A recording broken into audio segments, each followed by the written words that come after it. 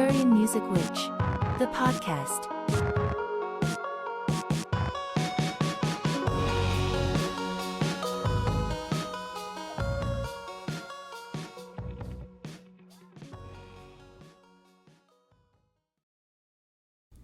Well, hi everyone. Welcome to Aquarian Music Witch, the podcast. I am trying something a little bit different for this episode in honor of Pride Month. I'm recording this on June 4th, 2024, and June is LGBTQIA Pride Month. I am statedly bisexual and non-binary, so I am very proud. It is also National Indigenous History Month, by the way.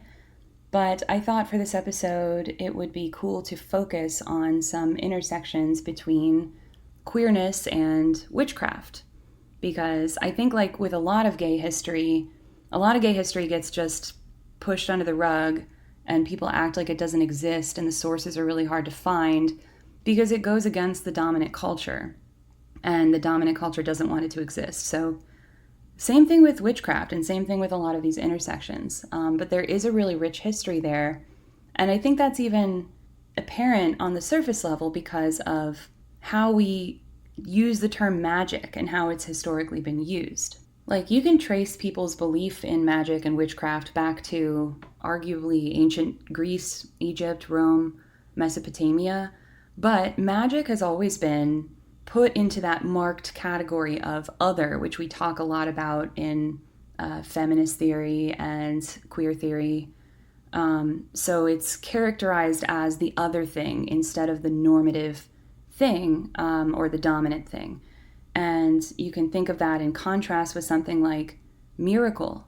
So in ancient Greece and Rome in particular, miracle was connected to this idea that authorized people from the church, people that had a godly source of power, could create a miracle.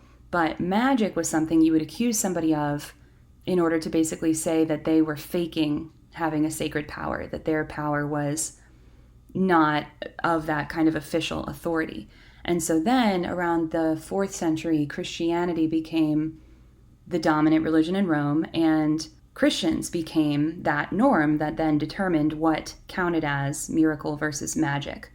And so obviously magic was demonized.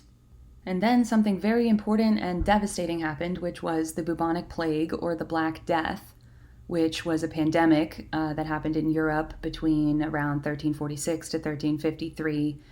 And unfortunately, before this kind of time period, like, early Christian church leaders condemned pagan practices, but large-scale witch hunts were more rare.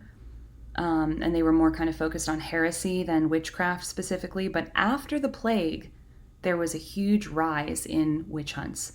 So in the late 1400s, there was a lot of fear around witchcraft, and a lot of people, mostly women who could not reproduce for whatever reason, were put to death by burning, hanging, and a lot of other horrible means. And this was all codified into law.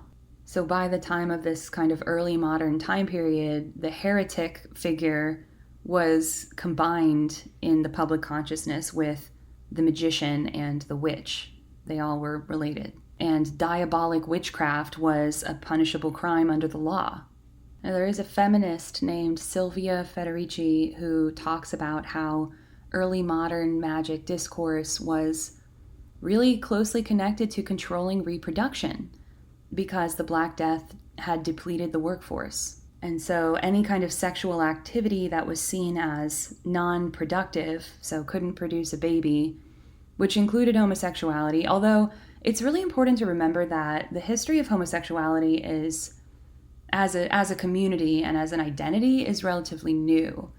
I think it's around the 19th century, so like the onset of industrialism kind of gave a new push to that and started to demonize homosexual practices.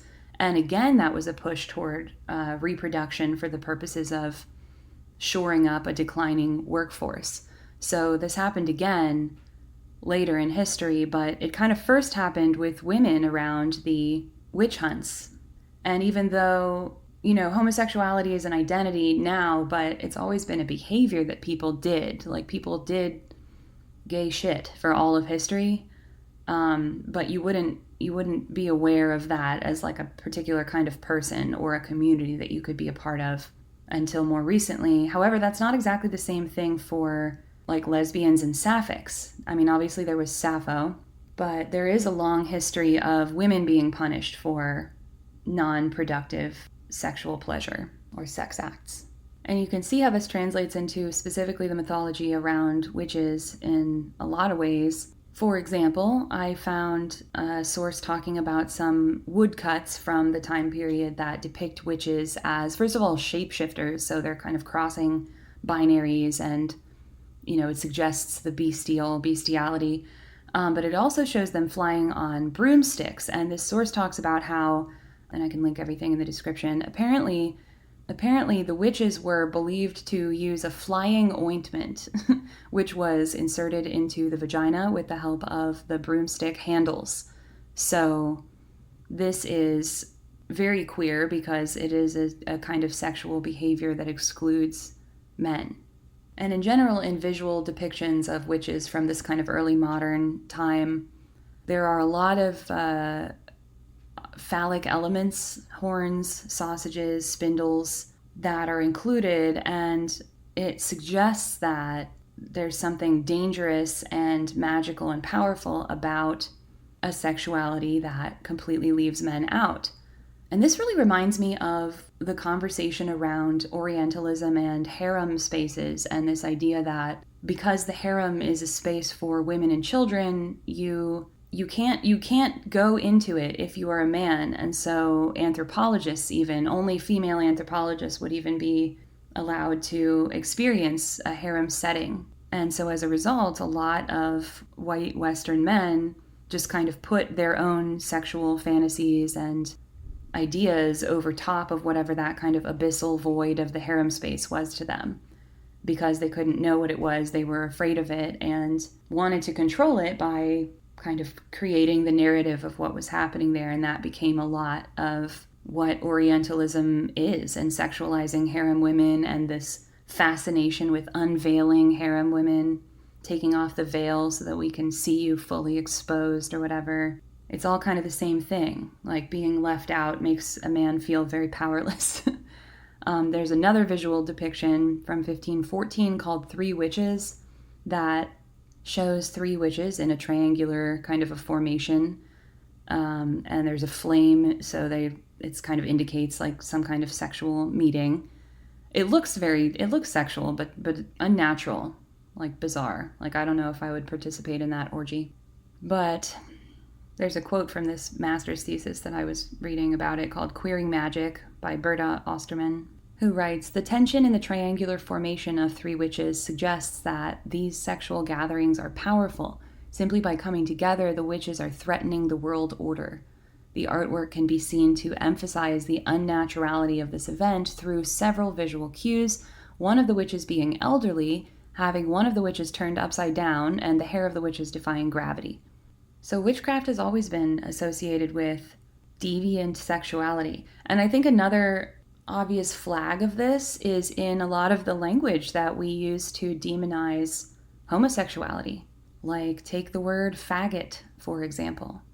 Originally, the word faggot comes from Middle English, where it's used to refer to just a bundle of sticks or twigs, which are usually bound together and used for fuel. But it starts to evolve in the 16th and 17th centuries to be used more pejoratively. It was used in England as a term to abuse women, particularly old women, which could be drawing from an image of being like a burdensome bundle of sticks, something that's your ball and chain to carry around or whatever. And then it started to be associated with witchcraft. So it was connected to the burning of heretics or witches at the stake. And then we jump to the 20th century, and the term has become a very offensive slur for homosexual men. And there's another book I found called Witchcraft and the Gay Counterculture by Arthur Evans, which is flawed but a very interesting read and free on archive.org. But anyway, this book talks about Joan of Arc, which I will circle back to in a second, but it mentions that there might have been certain kinds of wood or certain kinds of trees that were associated with the term that were also associated with pagan and magic rituals. So, for example, the beech tree, the Latin for beech tree is fagus. And then there are other terms too, like buggery, which is sort of out of style at this point, but that was a term associated with homosexuality, and it comes from Bulgaris, which is the Latin term for Bulgarian, because they were rejecting traditional Christianity. And also just like barbarianism, barbarism in general, kind of anything outside of the norm, foreigners, all of this is lumped into this like marked otherness, right? And then there's the term fairy, which has become a slang term in gay subculture and has been used, especially in like 19th century England, as a pejorative, again, to describe men who are perceived as effeminate or gay. But fairy was also initially another name for a witch. And this also ties in heavily to the Joan of Arc thing. So Arthur Evans makes this argument that Joan of Arc was a transvestite and a heretic, and talks about how she wore men's clothing. That was actually the reason why she was ultimately put to death. She claimed it was for religious reasons, and the judges at her trial were also interested in her relationships with women, and she at one point admitted to sleeping in bed with another woman for 2 nights, but she claimed that this was for religious reasons.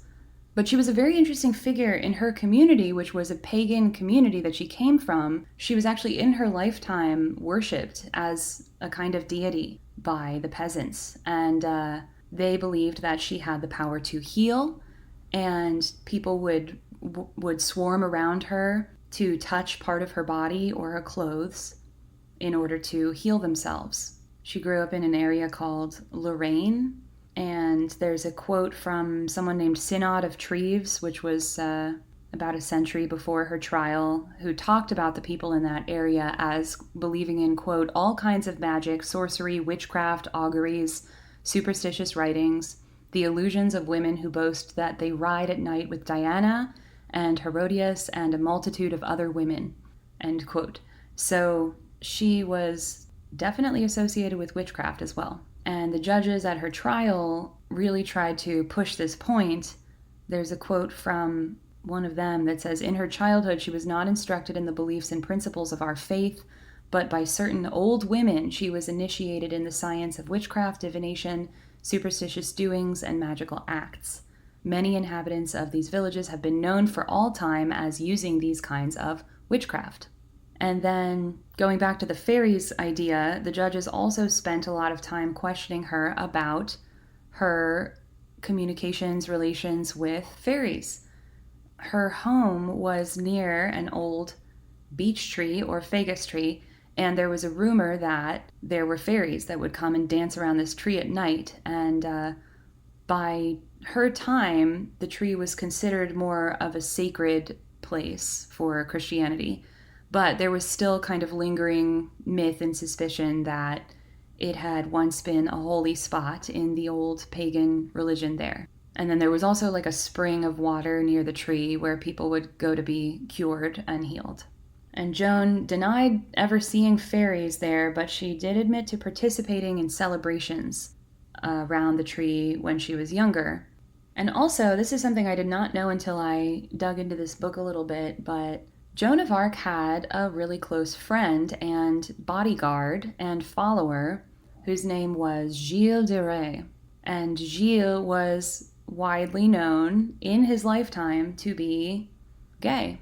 He was also accused of some really horrible things like pedophilia.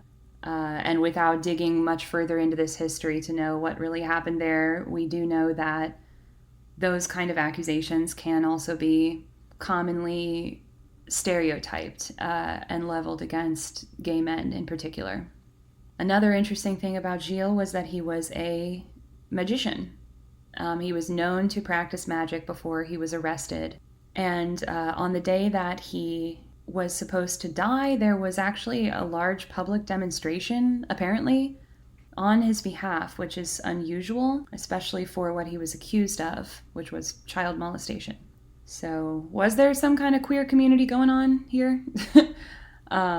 Also, after he was executed, there was a fountain put up on the spot where he died, and that actually became a shrine for nursing mothers to help them increase the flow of milk. And then I found a couple of other case studies.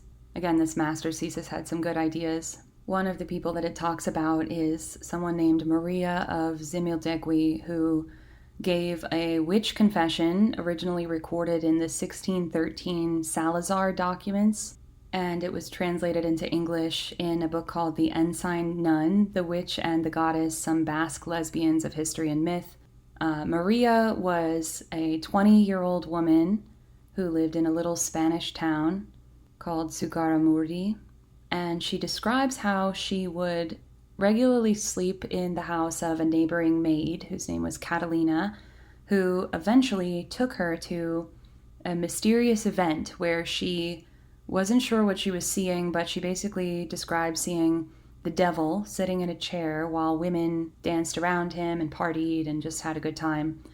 And she was taken to this event several times without really understanding what they were doing. But Osterman notes that there were several different confessions from this time period that sounded like basically a witch kind of coming out to another woman while they were in bed together, and also that there were these closed gatherings of women that were very counterculture. And then a second example is Sister Benedetta Carlini, who was an Italian abbess. And this story was originally found in a book called Immodest Acts, The Life of a Lesbian Nun in Renaissance Italy, Studies in the History of Sexuality by Judith Brown. And basically Benedetta was investigated because she was known to have performed miracles. So the Catholic authorities heard that she was performing miracles, and then what they do is they go to investigate whether these miracles are really of the church or whether they've been faked or whatever. They have to verify them. And the authorities determined that her miracles were fakes. And then also, during this investigation, her cellmate, whose name was Bartolomea Crivelli, reported that Sister Benedetta had committed, quote, immodest acts against her while dressed as a guardian angel. So they basically describe having gay sex together. But Benedetta did not admit to this, but the reasoning is very interesting because she basically is claiming that there's this male angel, this guardian angel, who just takes over her in the bed with Bartolomea. And so for, many different interviews in this investigation, Benedetta just insists that her body was just being used by this divine angel, but in the final investigation, she says that she was actually tricked by the devil.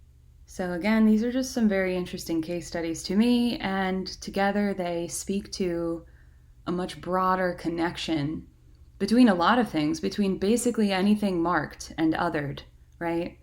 There's a quote in the introduction to the Witchcraft and the Gay Counterculture book that says, in recent years, anti-capitalists and pagans alike have explored a radical analysis of these histories and have worked to understand the conditions by which patriarchy and capitalism have developed together as two heads of the same monstrosity. So these things are all interconnected: colonization, capitalism, patriarchy, and they're all basically working to diminish the power of the other. And so to me, that is one reason why it is really re-empowering to identify as a witch and to lean into magical power, because it is the power of the other. It's the power of the marginalized and the oppressed. And it is so aggressively stamped out precisely because of the immensity of that power. And in our modern day, there are tons of LGBTQ plus people who have reclaimed witchcraft as a form of empowerment and resistance. And you can see these connections in media and pop culture too. There's Buffy, obviously, with Willow. There's Chilling Adventures of Sabrina has Theo, which is a trans character. And I think also other queer characters. There's Ambrose, I'm pretty sure is pansexual. There's American Horror Story Coven. And then there's like a bunch of Terry Pratchett And then there's also stuff like the Modern Witches Confluence, which is an annual gathering in San Francisco that celebrates queer witchcraft and collective liberation. And it has workshops, rituals, discussions that talk about not just magic, but queerness and social justice.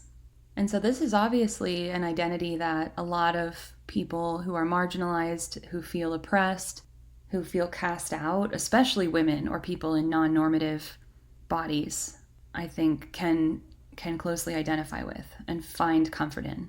And of course, there are intersectional considerations. I know that some people feel excluded from magical and witchcrafty spaces because they can feel pretty white sometimes, or they can be kind of with a Christian bent. But at the same time, of course, it's the case that Black women and Black people have at times been persecuted for witchcraft as well. In the Salem witch trials, which were taking place around the 1690s in Massachusetts, one of the first people to be accused of witchcraft was a woman named Tituba, who was probably one of the most well-known figures associated with the trials in general. She was an enslaved woman of African or possibly indigenous descent, and she gave a confession under a lot of pressure and possibly torture, where she provided a really vivid description of witchcraft. She claimed she had been approached by a man from Boston and asked to serve the devil. And she talked about flying on poles, seeing animals, and signing the devil's book. And another interesting character to think about is Marie Laveau, who was a famous voodoo priestess in 19th century New Orleans. And she was often labeled as a witch as well by people who did not understand or were afraid of voodoo practices. And her life and work really highlight, I think, at least some of the cultural intersections between African spirituality and the Western concept of witchcraft. And in contemporary times, there's definitely a movement within Black communities to reclaim and celebrate a lot of different African spiritual practices and ancestral practices, which were often labeled as witchcraft by colonizers.